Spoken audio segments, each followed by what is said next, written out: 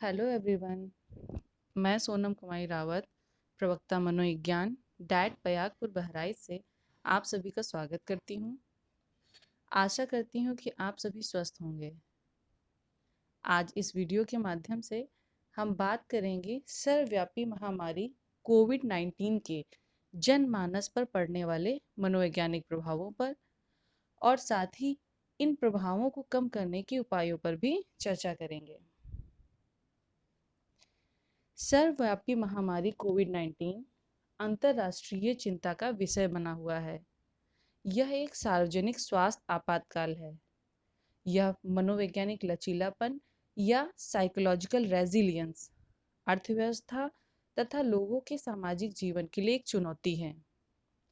आज हम कोविड-19 के प्रकोप के दौरान लोगों के सामाजिक जीवन को अस्त व्यस्त करने वाले आर्थिक पतन के साथ साथ चिंता, अवसाद और तनाव जैसे मनोवैज्ञानिक प्रभावों पर बात करेंगे। First of all, we will talk about a brief introduction of COVID-19.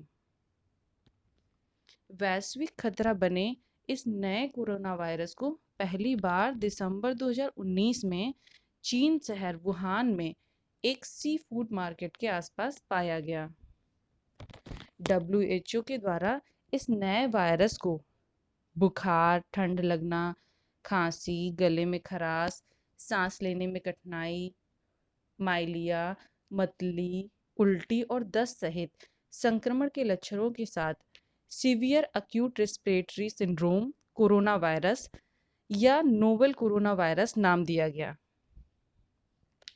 Novel corona virus को WHO ने 11 फरवरी 2020 को कोरोना वायरस डिसीज 19 के रूप में नामित किया। इसका संक्षिप्त नाम है कोविड-19। इसे आधिकारिक तौर पर 11 मार्च 2020 को एक महामारी के रूप में घोषित कर दिया गया। इस वायरस को फैलाने वाली सांस की बूंदों के द्वारा इसका प्रसार एक मानव से दूसरे मानव में होता है। इस रोग की उद्भवन अवधि या इंक्यूबेशन पीरियड औसतन 5.2 दिन होने का अनुमान लगाया गया है। अब अगर कोविड-19 के लक्षणों की बात करें तो इसके कभी-कभी कोई लक्षण नहीं होते हैं और कभी गंभीर निमोनिया के लक्षणों से लेकर मृत्यु तक हो सकते हैं। मेडिकल कमॉर्बिडिटीज के साथ बूढ़े लोगों को संक्रमित होने की अधिक संभावना होती है और वह भी बदतर परिणामों के साथ। मेडिकल कमॉर्बिडिटीज क्या है? इसका अर्थ है एक मरीज में 2 पुरानी बीमारियों या क्रॉनिक डिसीज का एक साथ होना। गंभीर मामलों में हृदय की चोट, श्वसन विफलता, अक्यूट रेस्पिरेटरी डिस्ट्रेस सिंड्रोम या मृत्यु तक हो सकती है। नया वायरस अपनी प्रकृति में अपरिचित है और इसके परिणामों के बारे में कोई अनुमान नहीं लगाया जा पा रहा है। साथ ही यह अगोचर या अदृश्य है। यह वायुजनित रोग वे रोग होते हैं जो वायरस और बैक्टीरिया से फैलते हैं। वायुजनित रोग की तरह यह उभर रहा है, जिसे हम पहले अतार्किक डर या इर्रेशनल फियर कहकर अनदेखा कर देते थे, मगर अब हमें इसे से सचेत रहने की आवश्यकता है। कोविड-19 की यह सब खासियतें इसे गंभीर चिंता का स्रोत बना रही हैं। अब हम बात करेंगे कोविड-19 के प्रभावों पर किए गए अध्ययनों पर। इस महामारी के चलते लॉकडाउन में बहुत से लोग जो अपने रोजगार या नौकरी के चलते अपने होम टाउन से दूर रह रहे थे, वे लोग बेघर हो गए। ऐसे लोग जो बेघर होने का अनुभव कर रहे थे, उनमें क्रॉनिक मेंटल और फिजिकल कंडीशन पाई गई। उनकी मादक द्रव्यों के सेवन की जो प्रवृत्ति थी वह बढ़ गई। ऐसे बेघर लोग अति संवेदनशील समूह में आते हैं और कोविड-19 के लिए उनका संभावित जोखिम बढ़ जाता है और यह उनकी मानसिक और शारीरिक स्वास्थ्य को प्रभावित करने की क्षमता को नकारात्मक रूप से प्रभावित कर रहा है। लॉकडाउन में जब सभी सार्वजनिक स्थान बंद थे, घरों के बाहर आवाजाही प्रतिबंधित थी और शहर की प्रमुख सड़कें व साधन बंद थे, तब ऐसे परिस्थितियों ने ऐसे बेघर होने का अनुभव करने वाले लोगों को नकारात्मक रूप से प्रभावित किया। लॉकडाउन और बीमारी की रोकथाम की घटनाएं भी भूखमरी और बेघर होने का अनुभव करने वाले लोगों के मानसिक स्वास्थ्य के लिए हानिकारक हो सकती हैं, जिनमें से कई में इस बात का भय है कि उन्हें जबरदस्ती अस्पताल में भर्ती करा दिया जाएगा या उन्हें कहीं कैद कर दिया जाएगा।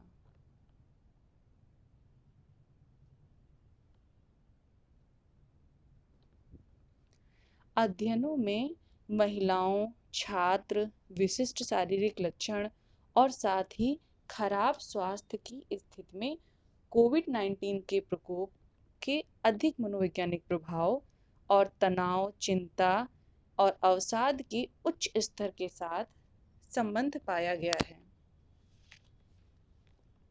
विशिष्ट अप टू डेट और सटीक स्वास्थ्य जानकारी जैसे इलाज, स्थानीय प्रकोप की स्थिति, विशेष रूप से एहतियाती उपाय जैसे हाथों की सफाई, मास्क पहनना आदि कोविड-19 के प्रकोप के कम मनोवैज्ञानिक प्रभाव और तनाव, चिंता और अवसाद के निचले स्तर से संबंधित हैं। डर लोगों के शारीरिक और मानसिक स्वास्थ्य के मामलों के विकास के जोखिम को और बढ़ा रहा है, क्योंकि डर तनाव का कारण बनता है। जब हम तनाव में होते हैं, तब कॉर्टिसोल और एड्रेनलिन हार्मोन का स्राव बढ़ जाता है और यह हमारे इम्यून सिस्टम या प्रतिरक्षा प्रणाली की प्रभावशीलता को दबा देता है। प्रतिरक्षा प्रणाली के दमन से शरीर रोग और संक्रमण की चपेट में आ जाता है। एक अक्षुण्ण या अच्छी प्रतिरक्षा प्रणाली के साथ हम इस नए वायरस से जीत सकते हैं, लेकिन भय और कमजोर प्रतिरक्षा तंत्र के साथ हम में एक गंभीर बीमारी विकसित होने का खतरा और अधिक बढ़ जाता है। अध्ययनों से यह भी पता चला है कि तनाव से दिल का दौरा और स्ट्रोक का खतरा बढ़ जाता है। अध्ययन बताते हैं कि यह सर्वव्यापी महामारी मनोवैज्ञानिक स्वास्थ्य, आर्थिक, सामाजिक और धार्मिक जीवन पर गहरा और दीर्घकालिक प्रभाव डाल सकती है। वर्तमान महामारी स्पष्ट रूप से संपूर्ण जनमानस पर बढ़ती बेरोजगारी, परिवारों को अलग करने और विभिन्न अन्य परिवर्तनों जैसे बड़े सामाजिक और मनोवैज्ञानिक प्रभाव डाल रही है, जिन्हें आमतौर पर चिंता, अवसाद तथा सेल्फ हार्म के लिए मनोवैज्ञानिक जोखिम कारक या साइकोलॉजिकल रिस्क फैक्टर के रूप में माना जाता है।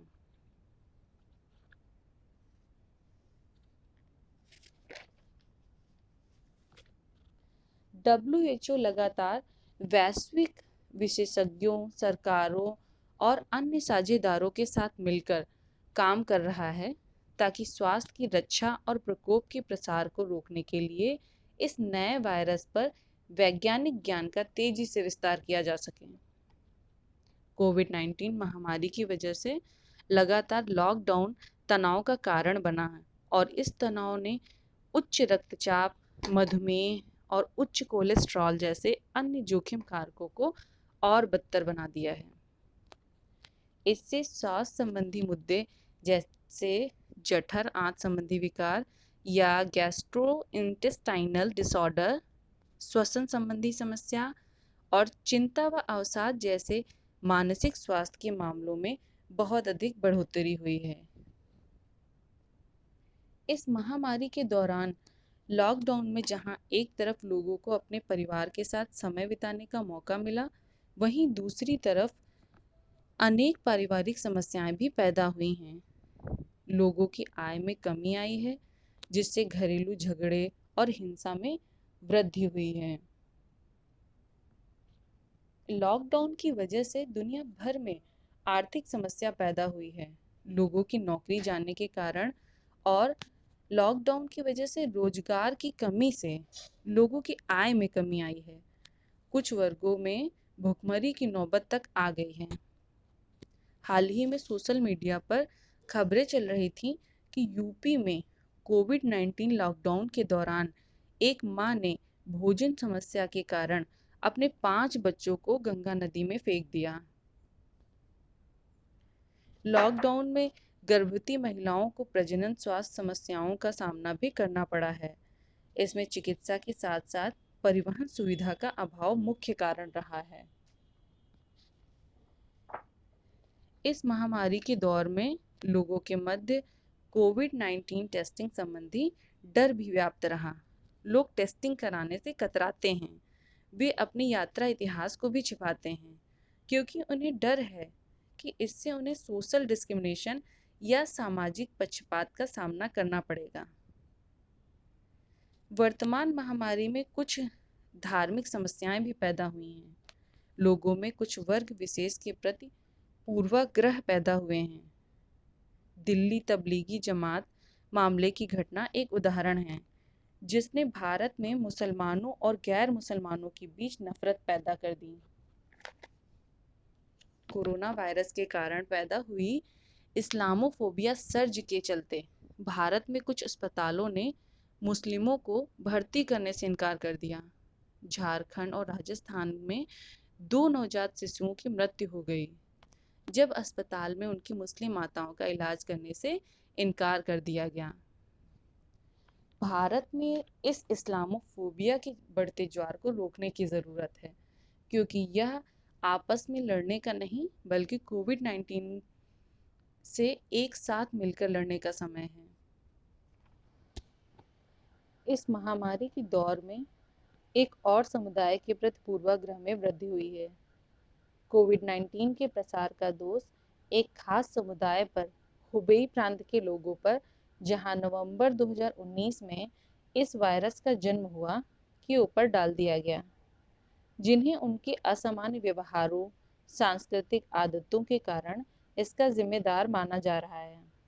दुनिया भर में चीनी उद्भव के शाब्दिक और शारीरिक दुर्व्यवहार को देखा जा सकता है।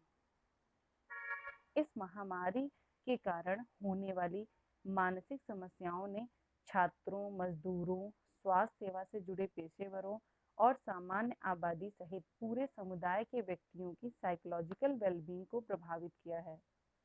हमें यह समझना होगा कि कोविड-19 जाति, धर्म, वर्ग, पंथ, भाषा नहीं देखता है। इसलिए यह महत्वपूर्ण है कि हम कोविड-19 के खिलाफ साथ मिलकर लड़ें।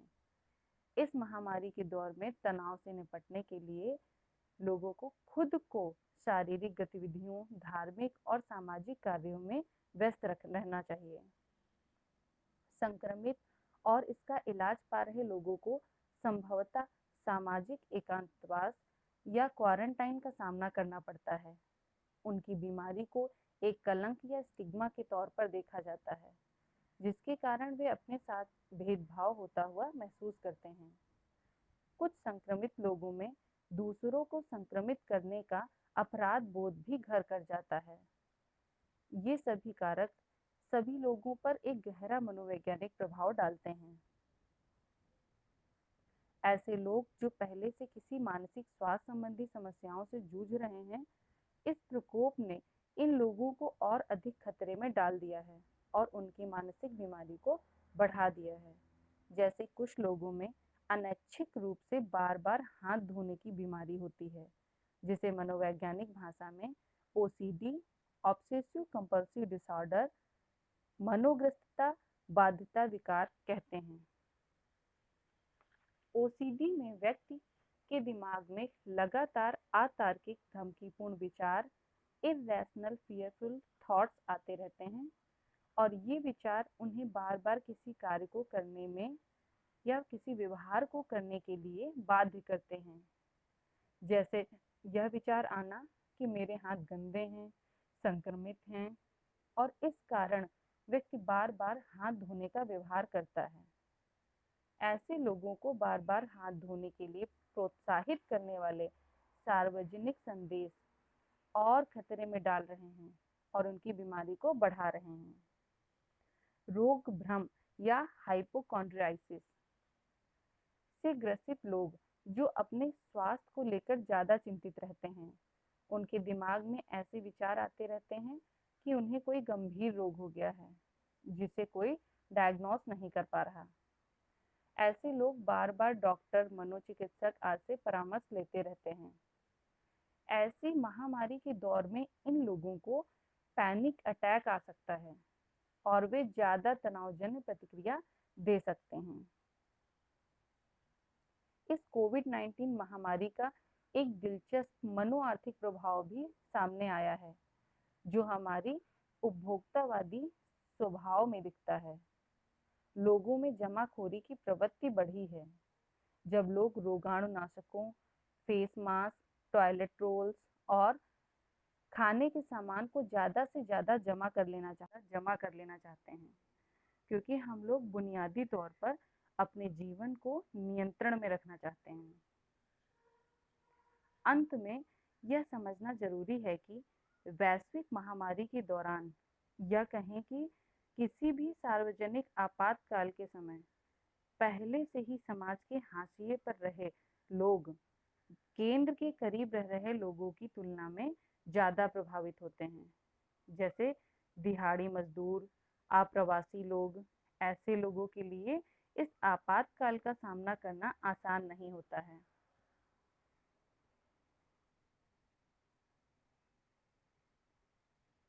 Now we will see some tips given by NIMHANS, National Institute of Mental Health and Neurosciences।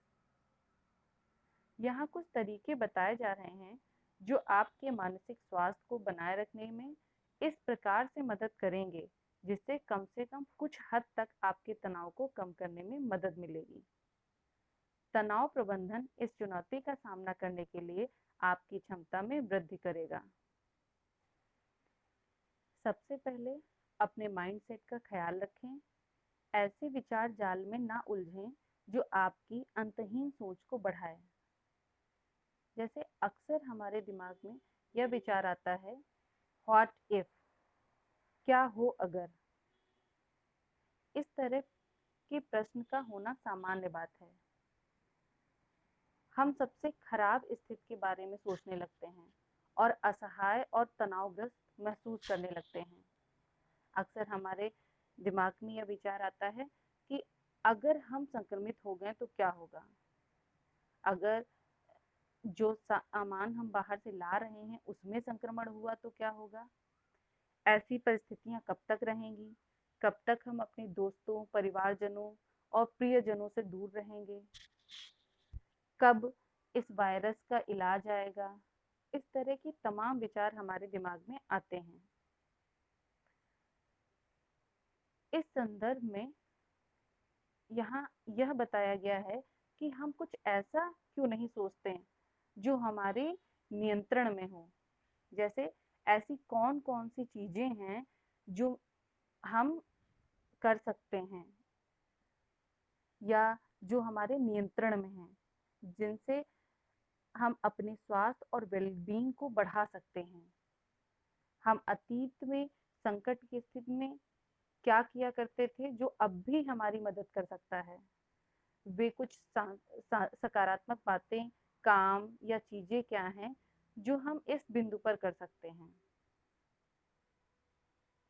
दूसरा बिंदु है, कई बार हम अपने आसपास की हर चीज को नियंत्रित करने की कोशिश करते हैं, लेकिन वैश्विक संकट की इस स्थिति में यह आवश्यक है कि हम सचेत रूप से उन चीजों पर अपना ध्यान केंद्रित करें जिन्हें हम नियंत्रित कर सकते हैं, ना कि उन बातों के बारे में सोचें जो हमारे नियंत्रण के बाहर हैं।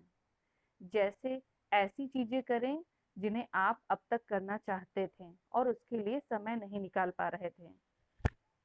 जैसे अपना कुकिंग का शौक पूरा करें, पेंटिंग करें, ध्यान, योगा या और जो कुछ भी आप घर पर रहकर करना चाहते हैं वो करें। अपनी मनपसंद की ड्रेस पहने, तैयार हों। ऐसे तमाम काम कर सकते हैं आप जिनसे आपको खुशी और आनंद मिले। अपने लिए आप एक ऐसा रूटीन तय कर सकते हैं जो आपके अपने समय का बुद्धिमानी से उपयोग करने में मदद करें, साथ ही आपको सकारात्मक होने में भी मदद करें। आप ऐसे एहतियाती उपाय कर सकते हैं जो आपके शारीरिक स्वास्थ्य और फिटनेस का ध्यान रखें, जैसे अपने हाथों को बार बार धुलना, योग करना, अच्छी डाइट लेना आदि। दूसरों जैसे दोस्त, परिवार, चाहने वालों से समर्थन और देखभाल प्राप्त करें। यह चुनौतियों से निपटने में हमारी बहुत मदद करता है। अपने परिवार, दोस्तों और समर्थकों से बातचीत करें। अपनी चिंताओं को उनके साथ साझा करें और उन्हें बेहतर महसूस करने में भी मदद करें। आज हम किसी भी व्यक्ति तक पहुंचने और उससे आराम और स्थिरता की भावना प्राप्त करने के लिए प्रौद्योगिकी का उपयोग कर सकते हैं। Optimize news intake. इस समय अपडेट रहने और विशेषज्ञों की सलाह अपनाने के लिए समाचार देखना बहुत जरूरी है। इस दौरान खुद को अपडेट करने की जरूरत महसूस करना बहुत ही स्वाभाविक बात है, लेकिन यह जान लें कि लगातार बिना रुके समाचारों से जुड़े रहना आपकी चिंता और घबराहट को और बढ़ा सकता है। लगातार समाचारों को जांचने की अपनी तीव्र इच्छा को रोकें। दिन के दौरान एक समय अवधि और आवृत्ति निर्धारित करें जब आप समाचारों की जांच करेंगे।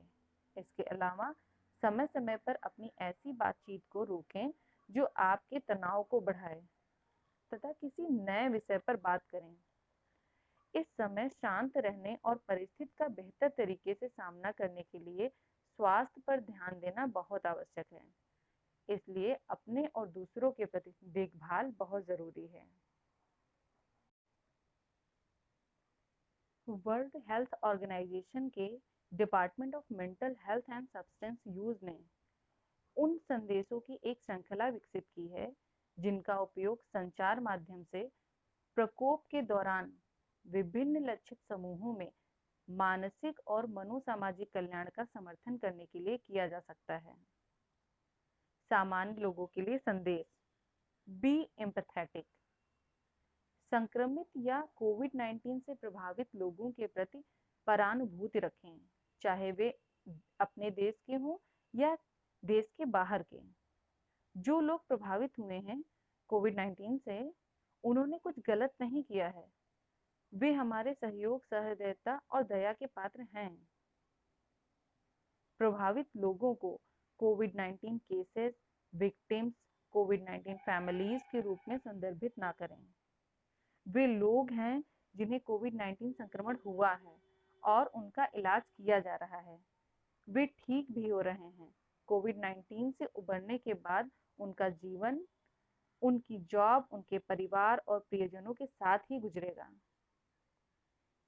कोविड-19 के बारे में समाचारों को देखना, सुनना और पढ़ना कम करें, जिसके कारण आप चिंतित और व्यथित महसूस कर सकते हैं।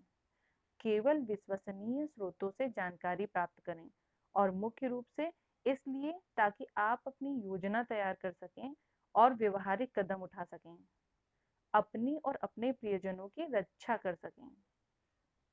दिन में किसी विशेष समय पर 1 या 2 बार ही सूचना अपडेट प्राप्त करनी चाहिए। तथ्यों को प्राप्त करें, ना कि अफवाहों और गलत सूचनाओं को। WHO वेबसाइट और स्थानीय स्वास्थ्य प्राधिकरण मंच से नियमित अंतराल पर जानकारी इकट्ठा करें। स्वयं की रक्षा करें और दूसरों के लिए सहायक बनें। एक समुदाय के रूप में एक साथ काम करने से कोविड-19 का सामना करने में मदद मिलेगी। सकारात्मक और आशावान कहानियों और ऐसे लोगों जिन्होंने कोविड-19 का अनुभव किया है, उनकी सकारात्मक छवि पर चर्चा के अवसर ढूंढें। जैसे ऐसे लोगों की कहानियां जिन्होंने कोविड-19 का सामना किया और ठीक हुए, या जिन्होंने किसी प्रियजन का समर्थन किया और अपने अनुभव साझा करने के लिए तैयार हैं, उनके बारे में चर्चा करें। इस क्रम में आदरणीय प्राचार्य महोदय जी ने हम सभी के साथ कुछ समय पहले एक रियल लाइफ स्टोरी साझा की थी, जो एक शिक्षिका नीता बत्रा की थी, जो दिल्ली में एक मेंटर टीचर हैं और इन्होंने अपने परिवार में हुए कोरोना संक्रमण को मात दी। इस तरह की रियल लाइफ स्टोरी सुनने से हम सभी को प्रेरणा मिलती है। अपने समुदाय में कोविड-19 से प्रभावित लोगों का समर्थन करने वाले देखभालकर्ता और स्वास्थ्य कर्मियों का सम्मान करें। सोशल नेटवर्क की सहायता से मित्रों, परिवारजनों से जुड़े रहें। इस तनाव की स्थिति में अपनी जरूरतों और भावनाओं पर ध्यान दें। ऐसे स्वास्थ्यवर्धक गतिविधियों में संलग्न रहें जो आपको आनंद और सुकून दें। नियमित व्यायाम करें, अच्छी नींद लें, स्वस्थ भोजन करें और नशे से दूर रहें। हम सब मिलकर एक दूसरे की मदद करते हुए इस आपदा का सामना अवश्य कर सकते हैं। इसी के साथ मैं अपने शब्दों को विराम देती हूँ। आशा करती हूँ कि आप सभी इस वीडियो से लाभान्वित हुए होंगे और यदि आपके इस विषय से संबंधित कोई प्रश्न या क्वेरीज हों तो आप मुझसे मेरे व्यक्तिगत व्हाट्सएप नंबर पर संपर्क कर सकते हैं। धन्यवाद।